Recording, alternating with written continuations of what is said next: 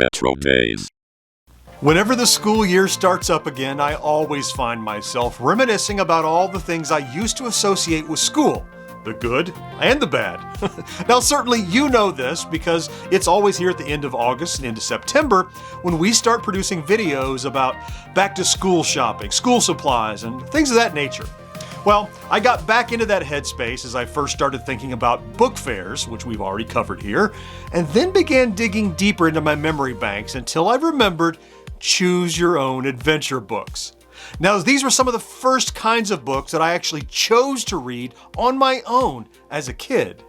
They weren't read to me at bedtime, they weren't assigned by a teacher, and they weren't the subject of a book report. They were simply books that I wanted to read. And I'm willing to bet they were books that you enjoyed reading too.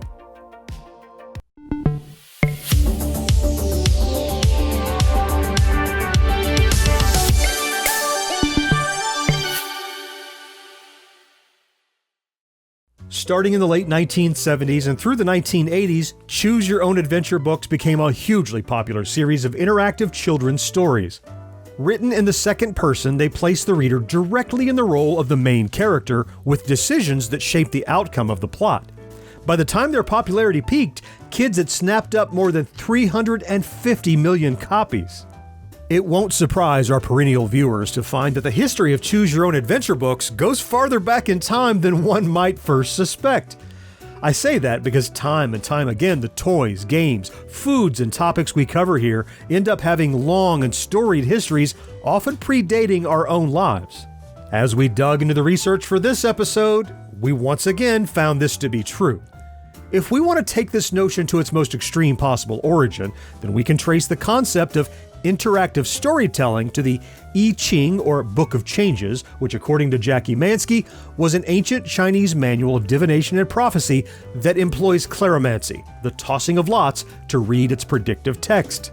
This Smithsonian Magazine article further stipulates that before the computer age, contemporary scholars Anthony J. Nietzsche and Norman M. Holland make the case for expanding the definition of the rudimentary interactive form to include alternate endings to any narrative, either from authorial revision, as in Great Expectations from 1861, or deliberately, as in The Threepenny Opera from 1928.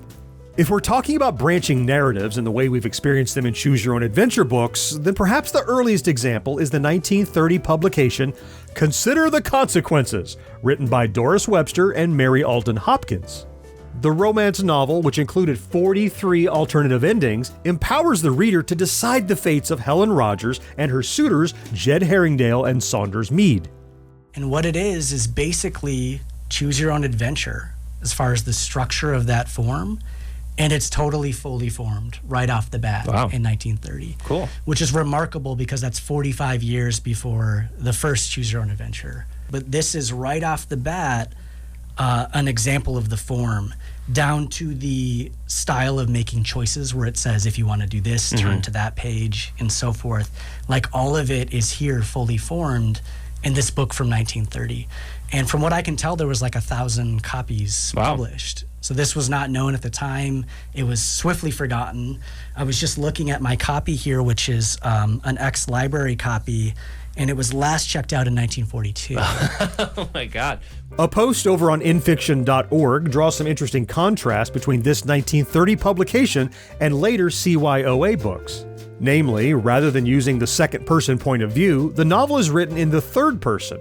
In this way, instead of becoming the protagonist, you're making choices for the story's characters. In addition, the book follows 3 separate character journeys and was clearly not written for children considering the more realistic subject matter. Although the original print run is quite hard to find, there are other reading options if you're so inclined, including a free scan on Internet Archive, a newly printed hardcover available online for purchase, and most intriguingly, a text game version on the game website itch.io.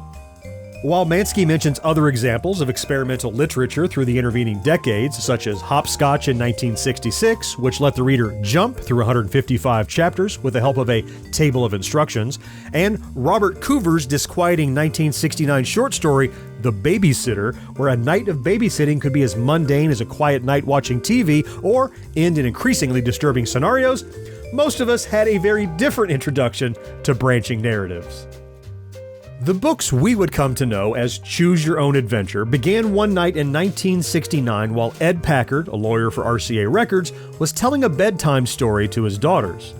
In an article for Marketplace.org, Packard recalls, "I was tired from a long day at work and I couldn't think of what should happen next in the story. So I asked them. I got 2 different answers. I could sense this was an unusual approach. They could not just identify with the main character, they could be the main character. So Ed wrote his first book, The Adventures of You on Sugarcane Island, scored an agent at William Morris, and began submitting, only to field rejection after rejection. Finally, as reported in the Marketplace article, Ed gave up. He put his manuscript in the desk drawer and left it there to collect dust. Many years later, after a young literary agent named Amy Burkauer reevaluated the manuscript, Packard finally saw some forward momentum. According to CYOA.com, in 1976, R.A. Montgomery was running Vermont Crossroads Press, a small publisher known for its innovative children's list, when he was approached by Ed Packard with a manuscript entitled Sugarcane Island. Montgomery, who had been involved in the design of interactive role-playing games in the early 1970s for both government and industry, recognized an RPG in book form and quickly agreed to publish it. He christened the gamebook series The Adventures of You. As reported in a 1981 article in the Buffalo Courier-Express, I Xeroxed 50 copies of Ed's manuscript and took it to a reading teacher in Stowe, said Ray Montgomery, co-owner of the press, who now spends his own time writing Choose Your Own Adventure books. His kids, 3rd grade through junior high, couldn't get enough of it. I published Sugarcane Island and sold an unbelievable, for a small press, 8,000 copies and sold German and Italian rights at the Frankfurt Book Fair. But we didn't have the marketing strength, so we went looking for a big publisher to take us over.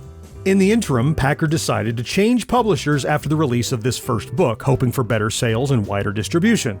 Montgomery decided he'd go ahead and simply write the next installment himself, which he called Journey Under the Sea, which was published in 1977 under the pen name Robert Mountain. Then, in 1978, Montgomery found the big publisher he'd been looking for.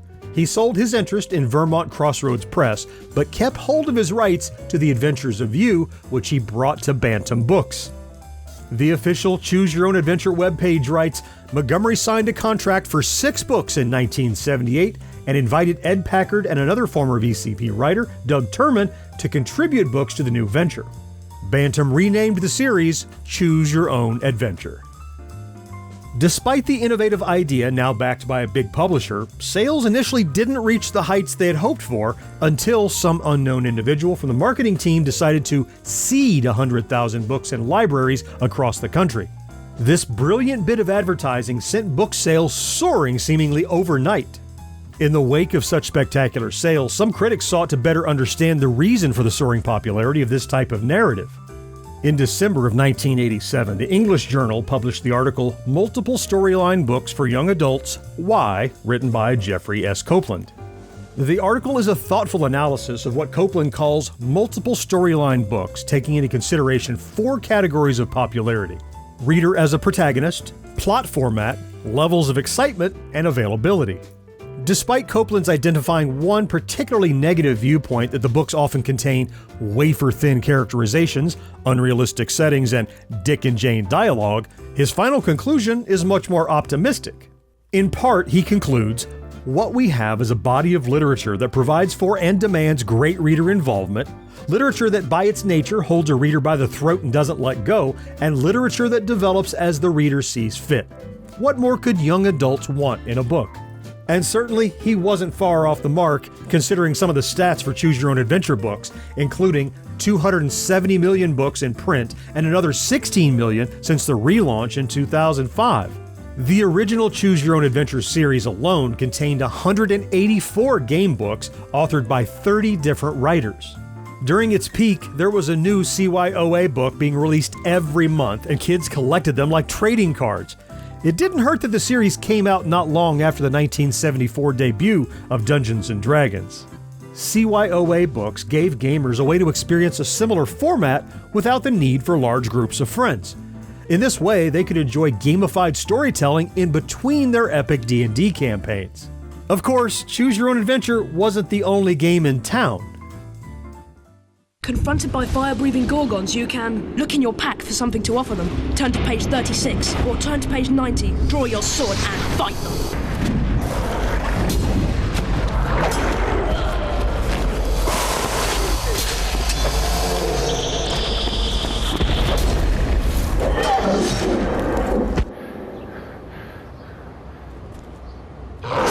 In fighting fantasy gamebooks, you are the hero. Mixing elements of Choose Your Own Adventure with role-playing games, Steve Jackson and Ian Livingstone introduced fighting fantasy books to the world in 1982. Fighting fantasy was perfect for gamers looking for a little bit more strategy and depth in their branching narratives. In these, the reader would actually create a character with stats using dice rolls. The dice would also come into play during the reading. While many books still did have moments of simple choice, like CYOA, they would also require dice rolls for combat and other situations.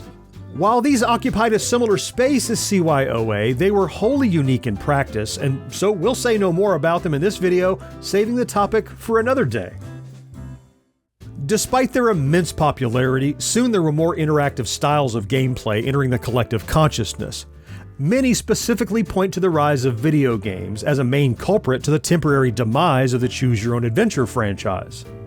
The CYOA official webpage states, Japan's popular Bishoujo video games, which combine narratives with gameplay, mark the beginning of the trend in modern gaming toward using technology to allow players control over their stories, taking on characteristics of highly detailed Choose Your Own Adventure novels.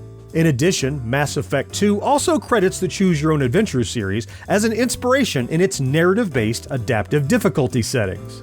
Even though CYOA is credited as inspiration, as video games gained popularity, sales slumped for the book series until finally, in 1999, Bantam retired the brand. The good news is, the disappearance of these titles didn't last for long. In 2006, Montgomery formed his own company, Choose Co., and restored the series, reprinting many of the old titles and bringing to market new ones. According to Book Riot, not only has CYOA rebranded many of its original books and now publishes them in multiple formats, but they also publish CYOA-branded education books, board books for toddlers, adventure chapter books for young readers, the classic stories, and even role-playing board games.